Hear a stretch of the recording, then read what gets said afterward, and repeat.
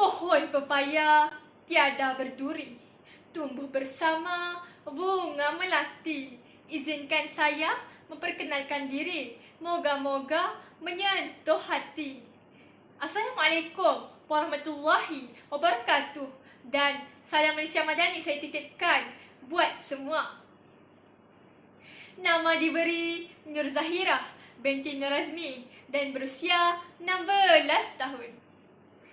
Saya merupakan anak didik Sekolah Menengah Kebangsaan Teriak dan kod sekolah saya ialah CEBA 072. Pada masa lapang, saya amat gemar memanfaatkan masa dengan membaca buku cerita, terutamanya yang bertemakan fiksi.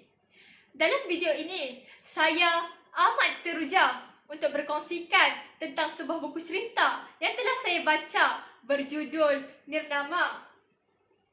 Novel Nirnama hasil nukilan Hilal Ashraf yang diterbitkan pada tahun 2021 di bawah syarikat Hilal Ashraf Resources. Novel ini mempunyai sisipan kandungan sebanyak 698 halaman bercetak dan mempunyai 29 bab. Nirnama yang merupakan seorang pendekar tanpa nama telah menjadi bualan ramai disebabkan sikapnya yang ringan tulang membantu masyarakat di serata tanah semenanjung dan berani menentang kezaliman orang-orang kanan jagat suci. Tiada siapa yang tahu akan namanya, lantas orang ramai mula menggelarnya Nirnama yang bermaksud tiada nama. Nirnama merupakan seorang yang amat taat kepada agama dan mahir dalam ilmu kesilatan. Walaupun begitu, beliau tidak pernah sombong akan kekuatannya. Novel ini mengisahkan perjalanan Nirnama dalam berjuang menentang kejaman Sultan Jagat Suci yang tamak kuasa. Sepanjang pengembaraannya, Nirnama bertemu dengan pelbagai watak legenda seperti Sang Kancil, Puteri Santubong dan Mat Jenin.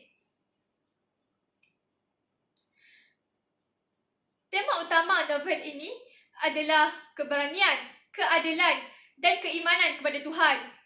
Melalui watak Nirnama, penulis menonjolkan betapa pentingnya mempertahankan kebenaran walaupun berdepan dengan ancaman besar. Tidak lengkap suatu cerita tanpa antagonis. Antagonis di dalam novel ini ialah Jagat Suci. Jagat Suci merupakan seorang pemerintah di dalam kerajaan Indra Kayangan yang sangat zalim. Beliau menganggap dirinya sebagai Tuhan sehinggakan seluruh rakyat di negeri itu menyembahnya. Selain itu, beliau juga menggunakan ilmu hitam untuk mengekalkan kuasanya dan untuk tampil muda walaupun umurnya sudah mencecah 1 abad. Terdapat banyak pengajaran yang boleh diambil dan boleh diaplikasikan dalam kehidupan seharian daripada novel ini. Antaranya ialah kita hendaklah mempunyai keimanan yang teguh ketika berhadapan dengan musuh Allah Subhanahu Wa Taala. Seperti Nirnama yang sentiasa berzikir ketika berhadapan dengan orang jagat suci yang merupakan syaitan bertopengkan manusia. Selain itu, hendaklah kita menghormati ibu bapa kita walaupun mereka miskin dan tua. Contohnya ialah ketika orang kaya besar iaitu si Tanggang yang menderhaka kepada ibunya berubah menjadi batu kerana disumpah oleh ibunya sendiri. Akhir sekali, hendaklah kita menjauhi perbuatan syirik kerana perbuatan itu adalah perbuatan yang sangat dilaknat oleh Allah Subhanahu Wa Taala. Contohnya ialah jagat suci yang sanggup menyerahkan dirinya kepada syaitan demi mengekalkan kuasanya.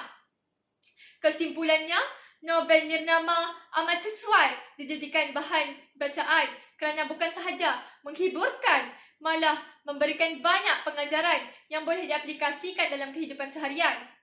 Penceritaannya yang menarik, latar tempat yang unik dan mesej mendalam yang menyentuh hati menjadikannya sangat menarik untuk dibaca. Bahasa yang digunakan juga mudah difahami dan penuh pengajaran.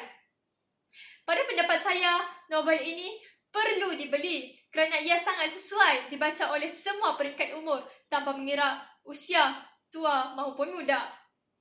Sekian daripada saya, Nur Zahirah binti Nur Azmi. Assalamualaikum warahmatullahi wabarakatuh.